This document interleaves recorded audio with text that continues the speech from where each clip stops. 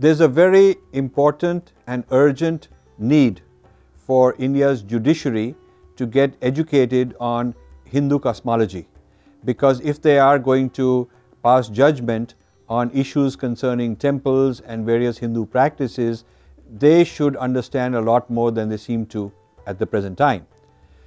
What is distinct about Hindu cosmology compared to all others is that the one divine, the one supreme person, some will call God or Lord, takes form, manifests in innumerable ways, an infinite variety of ways of coming and representing as a person in this world.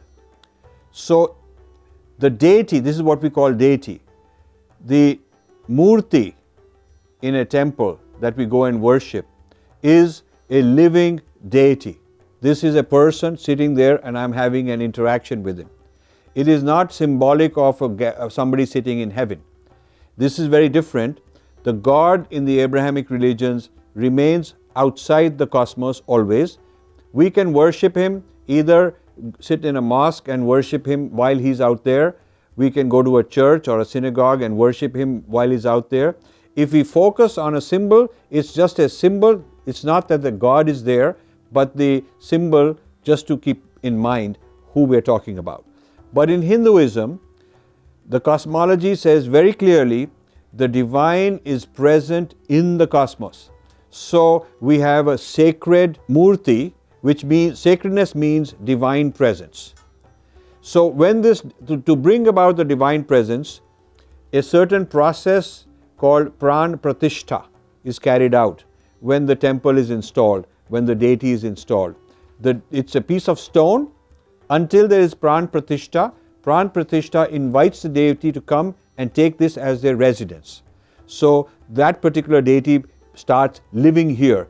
It is his or her home from this time onwards. Now each form, each deity has a distinct personality, a distinct lifestyle, a distinct set of habits, what they like, how they want to be approached. It's a male deity, it could be a female form, there are many male forms, there are many female forms, and each has its own character and its own persona and its own prescribed method for a person to have darshan. Darshan means I and the deity, we are having an interaction. It's like with a real person. That's what it is. In a church, you are not having darshan, you are praying to God who's somewhere else. In a mosque, you are not having darshan because Allah is not present there. Allah is present in heaven.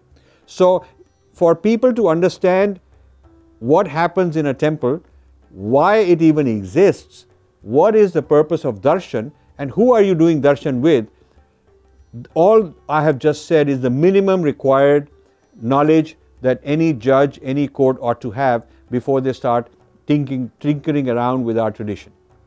Who does the temple belong to? It doesn't belong to a state. It doesn't belong to anybody. Other than there are people who put it together to invite this deity to live there so they can have darshan. So it's between me as a devotee and the deity that I'm having darshan with. Is between the two of us. If we say that I bring this fruit, well then that's what we bring. If the deity has a prescribed method, on certain days of the week we do certain things, we eat or we don't eat, we go with certain clothes, we don't go in certain ways, whatever are the do's and don'ts are specific to that deity, and we respect it and we honor it because that's our tradition. There is no one monoculture applicable to all the deities. There is a uniqueness for every deity. And if you don't understand this and you don't respect this, then you are actually insulting the whole Hindu faith. Each faith has its own specific requirements. And if you want to respect the faith, you have to respect it on its own terms rather than projecting your idea of what is right. Because it is not the faith of this judge, it is the faith of the people who worship there. And the judge has to be honest enough, not so arrogant, humble enough to set aside his own ideas of faith and to judge what is going on according to the faith of the people who are involved. It is their investment. For hundreds of years, they've been donating. They are keeping up this temple. It is their deity and their right to worship the way they are prescribed according to the agamas and according to their tradition. Therefore, it's a serious violation of religious freedom to treat such a temple as a secular place, as a place of just history. It's not a place of history or a museum. That's a dead place which has no living deity. It's somebody's home. It's somebody's place of residence. Somebody we worship. So you cannot remove that sacred element and treat it like some place that is just a carving or a statue and has some nice paintings. It is not a tamasha. It is not a tourist spot. It is not for entertainment. I think this is a very important message that I hope the Indian judiciary will understand. They should invite either the Akhada Parishad or the Hindu Dharmacharya Sabha to give them a tutorial on this, or some modern guru like maybe Art of Living can come, or Chinmaya Mission or somebody, or ISKCON, some important spiritual Hindu organization, preferably one involved in bhakti, should come and give them a kind of a tutorial. And I'm surprised when arrogant judges pass judgment without expert opinion of important gurus, acharyas, subject matter experts. They could have called some Shankaracharya.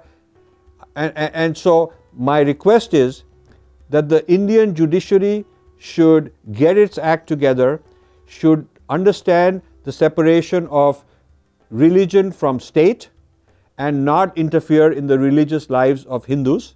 But Hindus have not opposed, not resisted this kind of intervention for a very long time, and I think it's time we did so.